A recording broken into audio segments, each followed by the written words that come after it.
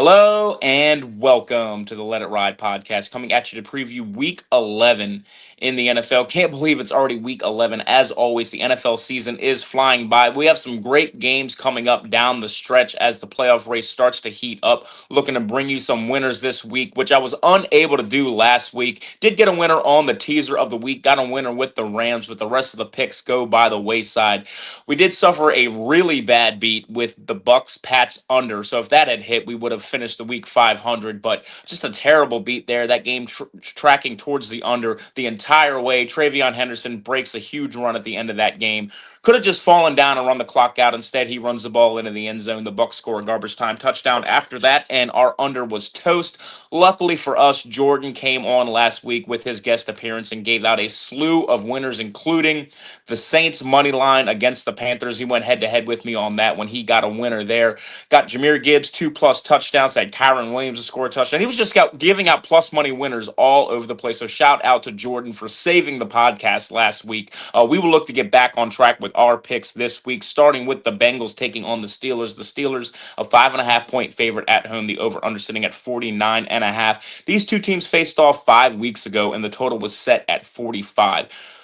So same two teams, and now all of a sudden the point total is 4.5 points higher, and that is because when these two teams played on Thursday Night Football 5 weeks ago, it was a 33-31 shootout that saw 27 points scored in the fourth quarter of that game. I did not think we're going to see that same game this week because there were some swirling winds expected in Pittsburgh at kickoff for this game. So you have two aging quarterbacks playing in swirling winds and two of the worst rushing offenses in the NFL. The Bengals, the 32nd ranked rushing team in the league. The Steelers, the 30th ranked rushing team in the league. And if you look at the Pittsburgh Steelers, their last few games since that shootout with the Cincinnati Bengals, they scored 10 points against the Chargers. 7 of those came in garbage time. They scored 25 against the Packers, but in that game, they had less than 300 yards of offense. They kicked 3 50+ yard field goals and were 1 for 10 on third down. So the offense was not moving the ball as well as the 25 points would indicate in that game. They scored 27 points against the Colts. 24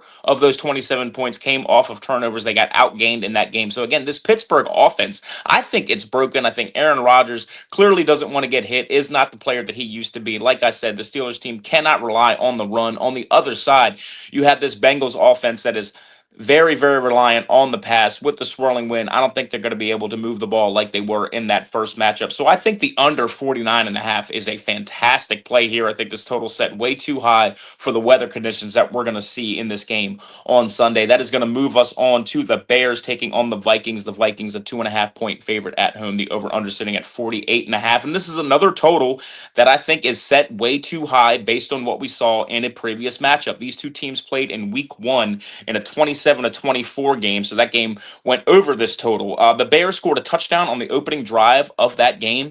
There was not another offensive touchdown in that game until 12:09 left in the fourth quarter. There was a defensive touchdown and 28 points scored in the final 12 minutes of that game. The week 1 total was set at 43.5, and that's where I think this total should be set. I think this game is going to be much more lower scoring than their first matchup. Their first matchup really should have been more lower scoring. Like I said, you had 28 points scored in the last 12 minutes of that game. You had a defensive touchdown. There was a defensive struggle for most of the game. So the final score of that game is not really indicative uh, of how that game went. That game was a defensive struggle, like I said, for most of the game. And you look at this Vikings run D. This Bears team is very reliant on the run. This Vikings run defense doesn't rank very high, but that's because they had some injuries early on in the season. You look at their last couple of games, they gave up just 75 yards on 21 carries to Derrick Henry.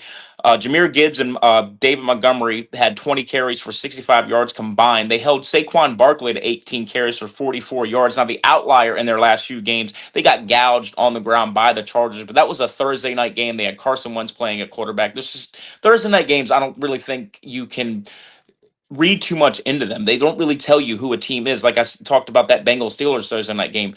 Weird things happen on Thursday. I think you could expect the norm here on a typical 1 o'clock Sunday kickoff. So give me the under 48.5 in this game. This Bears team, like I said, relying on the run. This Vikings run D has been great. And I don't trust this Vikings offense with JJ McCarthy either. So under 48.5 in Vikings Bears. That is going to take us on to the Packers taking on the Giants. The Giants, a 7-point underdog at home. The over under sitting at 42.5. And the last 5 Giants games have all gone over this total.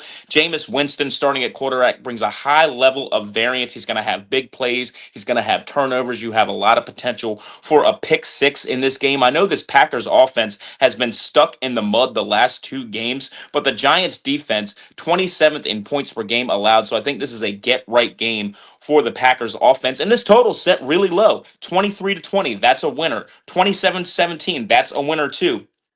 The Packers, like I said, offense been stuck in the mud, just 23 points per game total combined in their last 2 games. But their previous 5 games had 80 points, 45 points, 50 points, and 60 points, in their previous 4 games. I expect some correction here. I think this Packers offense gets back on track. I think Jameis has some big plays for both teams in this one. So give me the over 42.5 in Packers Giants. And that is going to take us on to the Chargers taking on the Jaguars. The Jaguars, a 3-point underdog at home. The over under sitting at 43.5. And the main problem that this Chargers team has is the injuries on their offensive line. Rashawn Slater, Joe Alt, their starting tackles, both out for the season, but they trade for Teron Armstead, the starting left tackle from the Saints. He comes over, he plugs in. He's not nearly as good as Alt or Slater, but he's a fine fill-in. But they've had a lot of trouble protecting Justin Herbert since Joe Alt has gone down. So that has been their biggest issue is pass protection.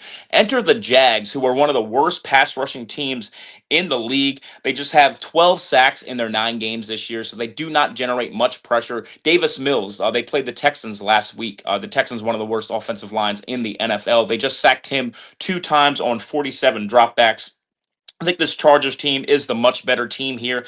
They're second in third down conversions. The Jags ranked 25th. The Chargers are 5th in yards per game. The Jags are 18th. Point per game defense. The Jags rank 20th. The Chargers rank 8th. Yards per pass attempt allowed. The Chargers are 4th. The Jaguars are 19th. I think the Chargers are the much better team here. I think they get this win with relative ease. The Jaguars are not equipped to attack the lone weakness on this Chargers team. So give me the Chargers -3 here. That is going to move us on to the game of the week. I really struggled with what game to pick here for my 5th bet. This slate, just a lot of really close games, a lot of really sharp lines this week. So really wasn't sure which way to go. So I'm just going to pick the most fun game on the board. The game of the year potentially could decide the NFC representative in the Super Bowl, could decide the 1 seed. It is the Seahawks taking on the Rams. The Rams, a 3-point favorite at home. The over-under sitting at 48.5. And both of these teams are the cream of the crop in the NFL. Both teams top 7 in yards per pass attempt and yards per carry allowed. So both teams great on run D, great on pass D. Both teams top 5 in points per game allowed on defense. Both teams top 5 in points per game on offense. But here's the difference. The Rams are second on third down defense. The Seahawks ranked 14th. So that is a area that the Rams do have an advantage in this game. They're also playing at home. Seattle is also very reliant on the explosive passing play with Jackson Smith and Jigba, with Sam Darnold. He loves throwing the ball deep. They're very reliant on that explosive passing game. We saw it against the Cardinals last week. They jumped out to a 28-0 lead, in large part thanks to those big passing plays.